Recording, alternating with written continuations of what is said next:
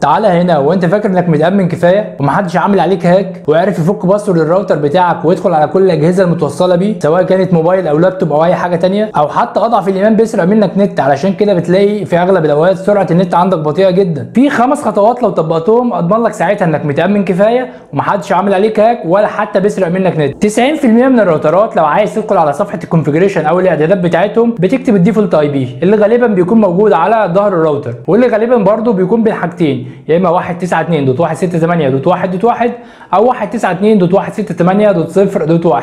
وطبعا ده معروف للناس كلها، اذا هنغير الاي بي ده. هندخل على صفحه الراوتر بتاعي 192.168.0.1 والباسورد الديفولت برده هتلاقيه موجود على ظهر الراوتر ادمن وادمن. هنيجي بقى على الشمال كده هنلاقي في حاجه اسمها النتورك، هندخل عليها هنختار اللان وهنلاقي الاي بي بتاعنا هنغيره ونخليه وليكن 192.168.10.25 وبعدين نعمل سيف. في حاجه تاني انت اكيد لاحظتها واحنا بنعمل لوجن، صح؟ لو انت جيت تحط الاي بي بتاعنا تاني 192.168 الاي بي الجديد بقى .10.25 وجيت علشان تعمل لوجن هتلاقي نفسك بتحط اليوزر والباسورد الديفولت اللي هم ادمن وادمن، دول طبعا معروفين للناس كلها، اذا هنحتاج ان احنا نغير اليوزر والباسورد دول. فهنعمل لوجن تاني وهتيجي تحت كده خالص هتلاقي في حاجه اسمها سيستم تولز، هتختار الباسورد. هنلاقي هنا بيقول لك حط الباسورد القديم الاولد باسورد والاولد يوزر وبعدين هتكريت يوزر وباسورد جداد. التركه اللي عندنا بقى لو انت عايز تعمل باسورد قوي شويه لازم تخليه في حروف كابيتال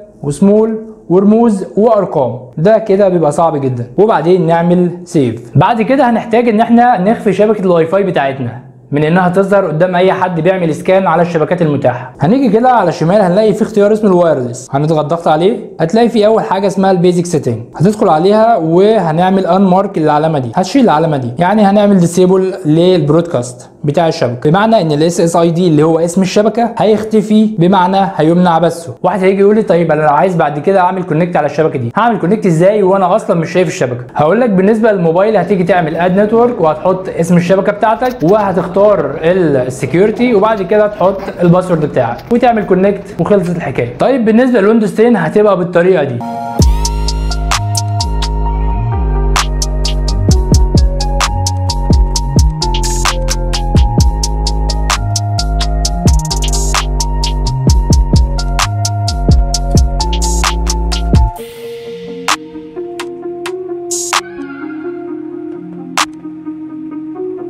بعد ما عرفنا الكلام ده هنيجي بعد كده للخطوه الرابعه بتاعتنا، هنعمل ديسيبل للدبليو بي اس. هندخل على وايرلس ونختار الدبليو بي اس ونعمل لها ديسيبل او نتاكد انها ديسيبلد. حتى لو كانت انيبلد هنتاكد انها ديسيبلد، ممكن يكون حد داس على الزرار بتاعها ورا الراوتر بالغلط فخلاها اوبن، فاحنا هنتاكد هنا انها ديسيبلد. في ناس احيانا بتفتكر ان ده الزرار بتاع الريسيت لكن هو دبليو بي اس، ده في ناس بتقع فيها كتير، علشان كده اتاكد ان الدبليو بي اس عندك ديسيبلد. الخطوه الخامسه والاخيره انك هتعمل باسورد صعب. احنا قلنا مميزات الباسورد القوي او مميزات الباسورد الصعب هي ايه؟ هي انك هتحط فيه حروف كابيتال، حروف سمول، رموز وارقام زي كده مثلا، وبعدين تحت كده هنعمل سيف. بعد ما خلصت الخمس خطوات دول اضمن لك ساعتها ان محدش يقدر يعمل عليك هاك او حتى يسرق منك نت باي برنامج اتعمل، فمش عايزك تخاف من النقطه دي. بعد كده لو عندك اي سؤال اكتبه في الكومنتات، ولو لسه ما اشتركتش في القناه انزل اشترك واعمل لايك للفيديو وفعل الجرس علشان يوصلك كل جديد